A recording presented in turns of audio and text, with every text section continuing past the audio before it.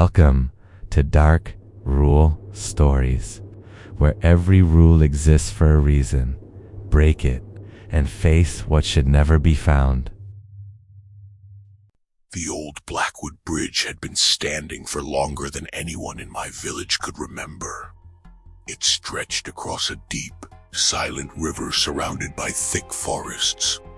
Its wooden planks worn down by countless footsteps and its rusted chains groaning every time the wind passed through them. Growing up, I heard endless stories about the bridge.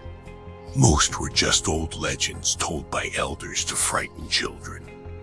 But there was one story everyone believed. The bridge had only one rule. Never look into the river while crossing after midnight. No one ever explained why. Whenever I asked, the older villagers would simply lower their voices and say, "Some questions are safer left unanswered."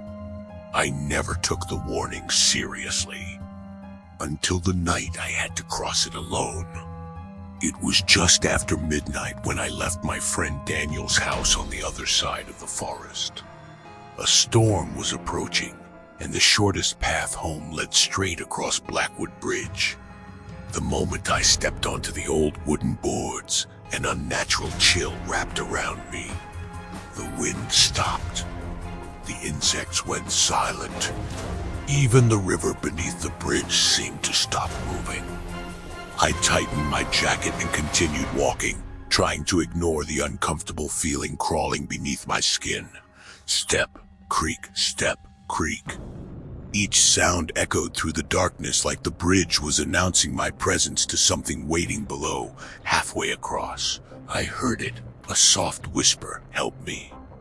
I froze. The voice came from the river beneath my feet. A woman's voice, "Weak, desperate quotes, please," she whispered again. I fell in. I can't get out. My heart began to pound.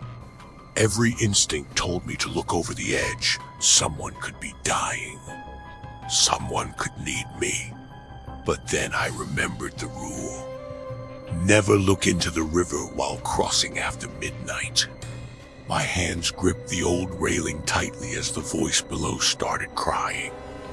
And then it said something that made the blood drain from my face. It spoke my name, in my mother's voice, "Please, come look at me." The moment I heard my mother's voice coming from the river, my entire body went numb. It was impossible. My mother was safe at home, asleep in her room. And yet, the voice beneath the bridge sounded exactly like her, the same warmth, the same fear, the same desperate tone that had comforted me my entire life. "Please," it cried, "I'm so cold. Just look at me." My fingers tightened around the rusted railing until my knuckles turned white. Every part of me wanted to turn around and run. But another part of me, the part that still believed there was a chance it was really her, began to win. Slowly, against every warning I had ever heard, I stepped closer to the edge. The wooden boards groaned beneath my feet. The river below remained perfectly still, no waves, no current. Just a black surface that looked less like water and more like an endless hole waiting to swallow the night. "Mom," I whispered. The crying stopped instantly. The silence that followed was far more terrifying. Then a smile appeared in the darkness below. Not a face, not a person, just a smile. A wide, pale grin floating on the surface of the river. My breath caught in my throat, then two eyes opened above the smile. They were enormous, unblinking, watching me from beneath the water. I stumbled backward, but it was too late. The thing in the river spoke again. This time, it no longer sounded like my mother. It sounded like dozens of voices speaking at once. "You looked." The entire bridge shook violently. The old chains screamed as if something beneath the river was pulling them down.